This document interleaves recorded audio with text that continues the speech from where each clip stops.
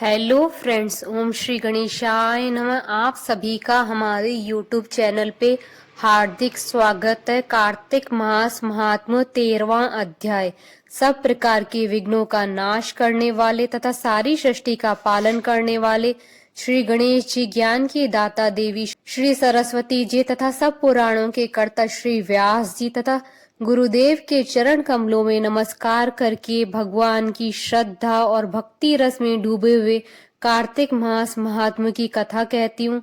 कार्तिक मास महात्म्य अध्याय 13वां प्रारंभ। जलंधर का वध करने आए श्री हरि क्यों हो गए उसके वश में, कार्तिक महात्म्य का 13वां अध्याय पिछली कथा से आगे जारी। कार्तिक कथा को सुनो, सभी सहज मन लाए, 13वां अध्याय लिखूं, श्री प्रभु शरण में आए। नारद जी बोले, दैत्यों के तीक्ष्ण प्रहारों से व्याकुल देवता इधर उधर भागने लगे। तब इंद्र आदि को इस प्रकार भयभीत देखकर गरुड़ पर सवार भगवान युद्ध में आगे बढ़े। उन्होंने अपने सारंग धनुष का जोरदार टंकार किया। त्रिलोक गूंज उठा। पल मात्र में भगवान ने अनगिनत दैत्यों के सिर काट गिराए। यह देखकर जलंधर क्रोध से कांपने लगा। भगवान और जलंधर में घोर संग्राम शुरू हुआ।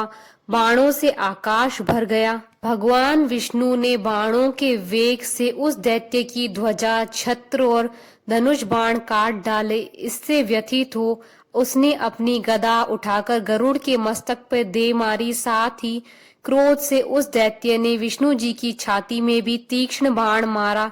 इसके उत्तर में विष्णु जी ने उसकी गदा काट दी और अपने शारंग धनुष पर बाण चढ़ाकर उसको बींधना आरंभ किया। इस पर जलंधर अपने पैने बाण बरसाने लगा। उसने विष्णु जी को कई पैने बाण मारकर वैष्णव धनुष को काट दिया। धनुष कट जाने पर भगवान ने गदा ग्रहण कर ली और शीघ्र ही जलंधर को खींचकर मारी, परंतु उस अग्निवत अमोघ गदा की मार से वह दैत्य कुछ भी चलायमान न हुआ। उसने एक अग्निमुख त्रिशूल उठाकर विष्णु पर छोड़ दिया।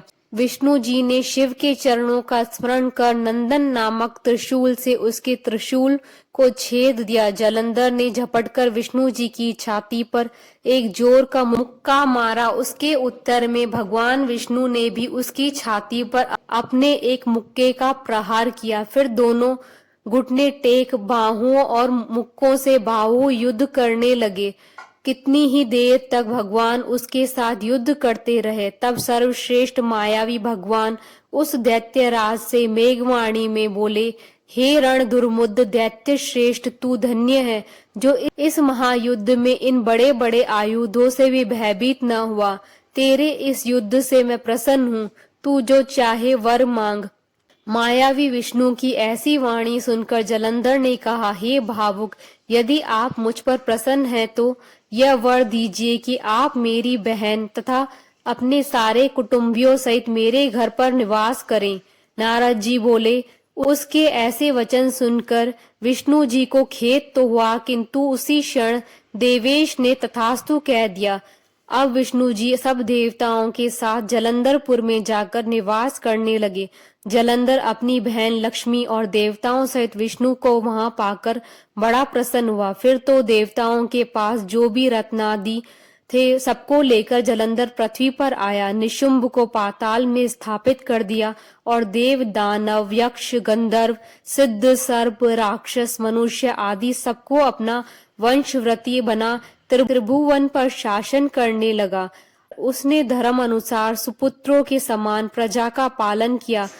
उसके धर्म राज्य में सभी सुखी थे। फिर धर्म पालक जलंधर अधर्म की राह पर क्यों चला गया। इति श्री कार्तिक महात्म्य 13 अध्याय संपूर्ण।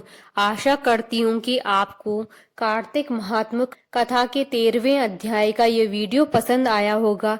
तो आप इस वीडियो को अधिक से अधिक लाइक और शेयर कीजिएगा ताकि सभी भक्तों को इस वीडियो का लाभ प्राप्त हो सके।